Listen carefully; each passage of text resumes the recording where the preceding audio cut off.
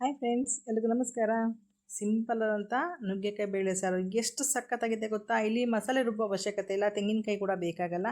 ಈಗ ಬೇಸಿಗೆಯಾಗಿದ್ದರಿಂದ ತುಂಬ ಕಾಯಿ ಮಸಾಲೆ ರುಬ್ಬಿ ತಿನ್ನೋದಕ್ಕೆಲ್ಲ ಸರಿ ಹೋಗಲ್ಲ, ಟೈಮು ಇರಲ್ಲ. ಹಾಗೆ ತುಂಬ ಹೆವಿ ಅನಿಸುತ್ತೆ ಫುಡ್ಡು. ಹಾಗೆ ಲೈಟಾಗಿ ಬೇಳೆ ಸಾರು ಮಾಡ್ಕೊಳ್ಳೋಣ. ತೊಗರಿಬೇಳೆ 1/4 ಕಪ್ಪಷ್ಟು, ಅದರಲ್ಲಿ ಅರ್ಧ ಅಥವಾ 2 ಟೇಬಲ್ ಸ್ಪೂನಷ್ಟು ಮೊಸರು ದಾಲು, 1 ಟೇಬಲ್ ಸ್ಪೂನಷ್ಟು ಹೆಸರು ಬೇಳೆ, ಇಷ್ಟನ್ನು ತೊಳೆದು ಚೆನ್ನಾಗಿ ಕುಡಿಯುವಂಥ ನೀರಿನಲ್ಲಿ ನೆನೆಸಿಟ್ಕೊಳ್ಳಿ. ಬೇಳೆ ನೆಂದ ಮೇಲೆ ಒಂದು 10 ನಿಮಿಷ ನೆಂದರೆ ಸಾಕು. ಬೇಳೆನ ನಾವು ಹಾಕ್ಕೊಳ್ಳುವಾಗ ನೀರು ಸಮೇತನೇ ನಾವು ಕುಕ್ಕರ್ನಲ್ಲಿ ಹಾಕ್ಕೊಳ್ಬಹುದು. ಹಾಗಾಗಿ ಕುಡಿಯೋ ನೀರನ್ನ ಹಾಕ್ಕೊಂಡು ನೆನೆಸಿಟ್ಕೊಂಡಿದ್ದೀನಿ. ಬೇಳೆ ಸಾಂಬಾರು ಅಂತೂ ತುಂಬ ರುಚಿಯಾಗಿರುತ್ತೆ. ಅದು ಮಾವಿನಕಾಯಿ ಸೀಸನ್ ಸಿಕ್ಕಿದಾಗ ದಯವಿಟ್ಟು ಮರಿದಂಗೆ ಮಾವಿನಕಾಯಿನ ಉಪಯೋಗಿಸ್ಕೊಳ್ಳಿ, ತುಂಬಾ ರುಚಿಯಾಗಿರುತ್ತೆ. ಮಾವಿನಕಾಯಿ ಜಾಸ್ತಿ ಇದ್ದರೆ ಬಿಸಿಲಲ್ಲಿ ಒಣಗಿಸಿ ಕೂಡ ನೀವು ಸ್ಟೋರ್ ಮಾಡ್ಕೊಳ್ಬಹುದು, ಬೇಕಾದಾಗ ನಮಗೆ ಉಪಯೋಗಿಸ್ಕೊಳ್ಳೋಕೆ ಬರುತ್ತೆ. ನುಗ್ಗೆಕಾಯಿನೂ ಅಷ್ಟೇ, ತುಂಬ ನಾರು ತೆಗಿಬೇಡಿ, ಫ್ರೆಶ್ ನುಗ್ಗೆಕಾಯಿ ಇದು. ಹಾಗಾಗಿ ಹೊರಗಡೆನೇ ನುಗ್ಗೆಕಾಯಿಗೆ ಏನು ಕುಕ್ಕರ್ಗೆ ಹಾಕೋ ಅವಶ್ಯಕತೆ ಇಲ್ಲ, ಹೊರಗಡೆನೇ ಚೆನ್ನಾಗಿ ಬೇಯುತ್ತೆ.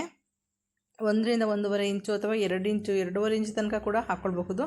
ಸ್ವಲ್ಪ ದಪ್ಪ ನುಗ್ಗೆಕಾಯಿ ಇದ್ದಿದ್ದರಿಂದ ಮಕ್ಕಳುಗಳು ತುಂಬ ಉದ್ದ ಇದ್ದರೆ ಇಷ್ಟಪಡಲ್ಲ. ಹಾಗಾಗಿ ನಾನಿಲ್ಲಿ 1ರಿಂದ 1.5 ಇಂಚಷ್ಟು ಸೈಜ್ನಲ್ಲಿ ಕಟ್ ಮಾಡ್ಕೊಳ್ತಿದ್ದೀನಿ. ತುಂಬ ಕೂಡ ಸಿಪ್ಪೆ ತೆಗಿಬೇಡಿ, ಆ ಕಡೆ ಒಂದು ಸೈಡ್ ಈ ಕಡೆ ಒಂದು ಸೈಡ್ ತೆಗೆದ್ರೆ ಸಾಕು. ನಾನಿಲ್ಲಿ ಒಂದು ಅರ್ಧ ಮಾವಿನಕಾಯಿ ಒಳಗಡೆ ಬೀಜ ಇರುತ್ತಲ್ಲ, ಅದನ್ನು ವಾಟೆ ಅಂತೀವಿ, ಅದನ್ನು ತೆಗೆದು ಉಪಯೋಗಿಸ್ಕೊಳ್ಳಿ. ಅದನ್ನು ನಾವು ಉಪಯೋಗಿಸೋದಿಲ್ಲ. ಸಣ್ಣದಾಗಿ ಹೆಚ್ಚಿಟ್ಕೊಂಡಿದ್ದೀನಿ ನಾನು.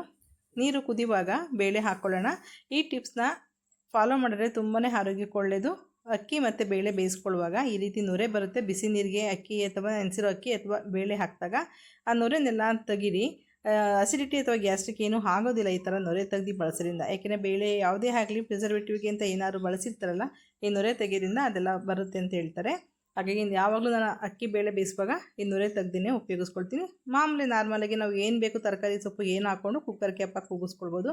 ನಾನಿಲ್ಲಿ ಮೀಡಿಯಮ್ ಸೈಜು 1 ಟೊಮೊಟೊನು, ಸ್ವಲ್ಪ ಹಳದಿ ಪುಡಿ, ಎಣ್ಣೆ ಒಂದು 1/4 ಸ್ಪೂನಷ್ಟು ಎಣ್ಣೆ ಹಾಕ್ಕೊಂಡು ಕೊಬ್ಬರಿ ಎಣ್ಣೆನ ಕುಕ್ಕರ್ನಲ್ಲಿ ಒಂದು 3ರಿಂದ 4 ವಿಸಲ್ ಬೇಳೆನ ಬೇಯಿಸ್ಕೊಂಡು ಕೆಳಗಡೆ ಇಳ್ಕೊಂಡಿದ್ದೀನಿ. ಅದು ಸ್ವಲ್ಪ ವಿಸಲ್ ಆದಷ್ಟರಲ್ಲಿ ನುಗ್ಗೆಕಾಯಿನ ಒಗ್ಗರಣೆ ಮಾಡ್ಕೊಳ್ಳೋಣ. ಕೊಬ್ಬರಿ ಎಣ್ಣೆ 1 ಟೇಬಲ್ ಸ್ಪೂನಷ್ಟು, ಸಾಸಿವೆ ಜೀರಿಗೆ ಹಾಕ್ಕೊಂಡಿದ್ದೀನಿ. ಅದು ಸ್ವಲ್ಪ ಚಟಪಟ ಅನ್ನಲಿ.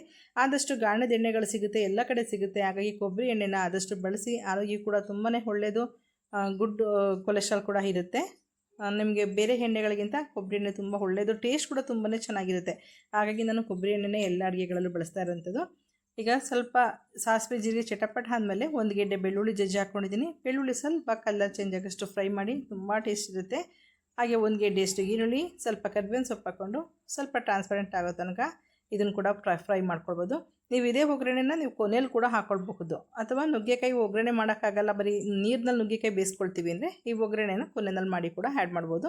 ನಾನು ನುಗ್ಗೆಕಾಯಿನ ಹಾಕ್ಕೊಳ್ತಾ ಇದ್ದೀನಿ.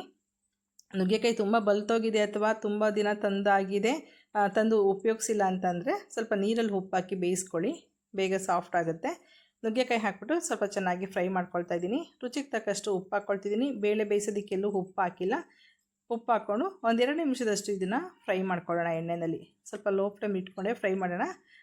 ಜಸ್ಟ್ ಅದರಲ್ಲಿ ನೀರು ಬಿಟ್ಕೊಂಡೆಲ್ಲ ಬೇಯೋದಿಲ್ಲ ನುಗ್ಗೆಕಾಯಿ, ಜಸ್ಟ್ ಪರಿಮಳ ಚೆನ್ನಾಗಿರುತ್ತೆ.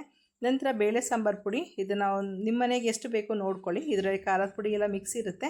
ಅದನ್ನು ನಾನಿಲ್ಲಿ 1.5 ಸ್ಪೂನಷ್ಟು ತೊಗೊಂಡಿದ್ದೀನಿ. ಅದನ್ನು ಹಾಕ್ಕೊಂಡು ಗಂಟಿಲ್ಲದ ರೀತಿಯಲ್ಲಿ ಡೈರೆಕ್ಟ್ ಹಾಕೋದಕ್ಕಿಂತ ಈ ರೀತಿ ಕಲಸಿ ಹಾಕ್ಕೊಳ್ಳಿ, ತುಂಬಾ ಚೆನ್ನಾಗಿರುತ್ತೆ, ಎಲ್ಲೂ ಗಂಟಾಗೋದಿಲ್ಲ. ಬಿಸಿದಕ್ಕೆ ಸಾಂಬಾರು ಪುಡಿ ಹಾಕಿದಾಗ ಗಂಟಾಕೋ ಚಾನ್ಸ್ ಇರುತ್ತೆ. ಹಾಗಾಗಿ ತಣ್ಣೀರಿನಲ್ಲಿ ಕಲಿಸ್ಬಿಟ್ಟು ನಂತರ ನೀವು ಸಾಂಬಾರುಗಳಿಗೆ ಹಾಕ್ಕೊಳ್ಬೇಕಾಗುತ್ತೆ. ಇದು ಚೆನ್ನಾಗಿ ಕುದಿ ಬರಬೇಕು. ಕುದಿ ಬರೋ ತನಕ ಚೆನ್ನಾಗಿ ಕುದಿಸ್ಕೊಳ್ಳೋಣ. ನಂತರ ನಾವು ಹೆಚ್ಚಿದ್ವಲ್ಲ ಮಾವಿನಕಾಯಿ, ಅದು ಬೇಗ ಬೇಯುತ್ತವೆ ಮಾವಿನಕಾಯಿ. ಹಾಗಾಗಿ ಬೇಳೆ ಜೊತೆ ಹಾಕ್ಕೊಳ್ಳಿಲ್ಲ, ನಾನು ಸಣ್ಣದಾಗಿ ಹೆಚ್ಚಿದ್ದೀನಿ. ತುಂಬ ದಪ್ಪ ಹೋಳಾದರೆ ಮಾವಿನಕಾಯಿ ನಾವೇ ಬೆಳೆದರೂ ಕೂಡ ಅದನ್ನು ಸಾಂಬಾರಿನಲ್ಲೆಲ್ಲ ತಿನ್ನೋದಕ್ಕೆ ಅಷ್ಟು ಮೊದಲೆಲ್ಲ ಇಷ್ಟಪಡ್ತಾ ಇರಲಿಲ್ಲ. ಆ್ಯಕ್ಚುಲಿ ಮೊದಲೆಲ್ಲ ಮಾವಿನಕಾಯಿನ ಜಜ್ಜಿ ತಿನ್ನೋದು ಅಥವಾ ಮಾವಿನ ಹಣ್ಣು ತಿನ್ನೋದು ಇಷ್ಟಬಿಟ್ಟರೆ ಮಾವಿನಕಾಯಿನ ಬೇರೆ ಉಪ್ಪಿನಕಾಯಿಗೆ ಬಿಟ್ಟರೆ ಬೇರೆ ಏನಕ್ಕೂ ಬಳಸ್ತಾ ಇರಲಿಲ್ಲ. ಇತ್ತೀಚೆಗೆ ಚಿತ್ರಾನ್ನ ಅಥವಾ ಸಾಂಬಾರುಗಳಲ್ಲಿ ತುಂಬ ವೆರೈಟಿ ರೀತಿಯಲ್ಲಿ ನಾವು ಇದನ್ನು ಬಳಸ್ಕೊಳ್ತೀವಿ.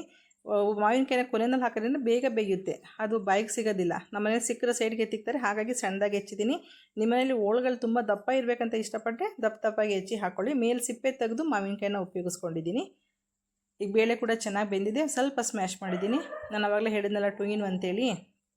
ಮಾವಿನಕಾಯಿ ನುಗ್ಗೆಕಾಯಿ ಜೊತೆ ಬೆಂದು ಇದರಲ್ಲಿ ಸಾಂಬಾರು ಪುಡಿ ಎಲ್ಲ ಉಪ್ಪು ಎಲ್ಲ ಹಾಕಿರೋದ್ರಿಂದ ತುಂಬ ಸಕ್ಕತ್ತಾಗಿದೆ ಟೇಸ್ಟು. ನಾನು ಬೇಳೆ ಬೇಯಿಸಿಲ್ಲಂದಿದ್ರೆ ನಿಜವಾಗ್ಲೂ ಬೇಳೆ ಇದಕ್ಕೆ ಹಾಕ್ತಾನೆ ಇರಲಿಲ್ಲ, ಅಷ್ಟೊಂದು ಚೆನ್ನಾಗಿದೆ.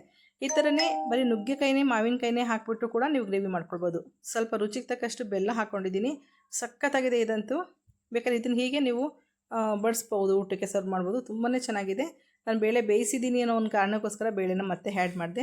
ಅದರಲ್ಲೂ 1-2 ಸೌಟಷ್ಟು ನುಗ್ಗೆಕಾಯಿ ಗ್ರೇವಿ ಏನಿತ್ತು ಅದನ್ನು ಅಷ್ಟೇ ಎತ್ತಿಟ್ಕೊಂಡು ನಂತರ ಬೇಳೆ ಮಿಕ್ಸ್ ಮಾಡ್ಕೊಂಡಿದ್ದೀನಿ. ತುಂಬ ಚೆನ್ನಾಗಿತ್ತು ನುಗ್ಗೆಕಾಯಿ. ಬೇಳೆ ಸಾಂಬಾರಿಗಿಂತ ಚೆನ್ನಾಗಿತ್ತು ಹೇಳ್ಬೇಕಂದ್ರೆ. ನೀವು ಒಂದು ಸಲ ನುಗ್ಗೆಕಾಯಿ ಅಥವಾ ಬೇಳೆ ಮಾವಿನಕಾಯಿ ಹಾಕಿದಾಗ ಕಾಂಬಿನೇಷನಲ್ಲಿ ಬೇಳೆ ಇಲ್ದೇ ಮಾಡಿ, ಅದು ಕೂಡ ಚೆನ್ನಾಗಿರುತ್ತೆ. ನೋಡೋರಲ್ಲ ಎಷ್ಟು ಸಿಂಪಲಾಗಿ ಮಾಡ್ಬೋದು ಅಂತ. ನಿಮಗೆ ಸಾಂಬಾರು ಪುಡಿ ಹಾಕಿದ್ದೀವಿ, ಬೇಳೆ ಕೂಡ ಹಾಕಿದ್ರಿಂದ ನಿಮಗೆ ಎಷ್ಟು ಹದ ಬೇಕೋ ನೋಡಿಕೊಂಡು ನೀರನ್ನ ಹೆಚ್ಚಿಸ್ಕೊಳ್ಳಿ. ನಾನು ಮುದ್ದೆಗೆ ಮಾಡ್ತಾರಿಂದ ಒಂದು ಹದವಾಗಿ ಹೆಚ್ಚಿಸ್ಕೊಂಡಿದ್ದೀನಿ. 4ರಿಂದ 5 ಜನಕ್ಕಾಗಷ್ಟು ಸಾಂಬಾರು ರೆಡಿಯಾಗಿದೆ. ನೋಡಿರಲ್ಲ ಎಷ್ಟು ಸಿಂಪಲಾಗಿ ಮಾಡಬಹುದು ಅಂತ. ಯಾವುದೇ ತೆಂಗಿನಕಾಯಿ ರುಬ್ಬೋದು ಅಥವಾ ಹೆವಿ ಮಸಾಲೆ ಬೇಕಾಗಲ್ಲ ಈ ಬೇಸಿಗೆನಲ್ಲಿ, ಹಾಗಾಗಿ ಸಿಂಪಲಾಗಿ ಮಾಡಬಹುದು. ಅದ್ರ ಜೊತೆಗೆ ಒಂಚೂರು ಉಪ್ಪಿನಕಾಯಿ, 1-2 ಹಪ್ಪಳ ಇದ್ದರೆ ಸಾಕು. ನಾನಿಲ್ಲಿ ಸಿರಿಧಾನ್ಯ ಹಪ್ಪಳ ಹಾಗೆ ಟೊಮೊಟೊ ಪಿಕ್ಕಲ್ ಹಾಕ್ಕೊಂಡಿದ್ದೀನಿ. ಅದ್ರ ಜೊತೆಗೆ ಒಳ್ಳೆ ಕಾಂಬಿನೇಷನು. ಟೊಮೊಟೊನೆಲ್ಲ ಈಗ ಸಿಗೋದ್ರಿಂದ ಟೊಮೊಟೊ ಪಿಕ್ಕಲ್ ವೀಡಿಯೋಗಳು ಕೂಡ ತುಂಬ 2 ವೀಡಿಯೋಗಳು ಅಪ್ಲೋಡ್ ಮಾಡಿದ್ದೀನಿ. ತುಂಬ ಸಿಂಪಲಾಗಿದೆ. ಇದು ಸನ್ ಡ್ರೈಡ್ ಟೊಮೊಟೊ ಪಿಕ್ಕಲ್ಲು. ನೀವು 2 ವರ್ಷದ ತನಕ ಕೂಡ ಹೊರಗಡೆನೇ ಇಡಬಹುದು. ಯಾವುದೇ ಪ್ರಿಸರ್ವೇಟಿವ್ ಇಲ್ಲ, ಆರ್ಟಿಫಿಷಿಯಲ್ ಕಲರ್ ಇಲ್ಲ, ಅಥವಾ ಇದನ್ನು ಫ್ರಿಜ್ನಲ್ಲಿ ಇಡಬೇಕಾದ ಅವಶ್ಯಕತೆ ಕೂಡ ಇಲ್ಲ. ಈ ವಿಡಿಯೋ ಇಷ್ಟ ಆಯ್ತು ಅಂತ ಅಂದ್ಕೊಳ್ತೀನಿ. ಮಾವಿನಕಾಯಿ ಸಿಕ್ಕಿದಾಗ ಖಂಡಿತವಾಗ್ಲೂ ಇದನ್ನೊಂದು ಸಲ ಟ್ರೈ ಮಾಡಿ. ನಿಮ್ಗೆ ಕೂಡ ಖಂಡಿತವಾಗ್ಲೂ ಇಷ್ಟ ಆಗುತ್ತೆ ಅಂದ್ಕೊಳ್ತೀನಿ.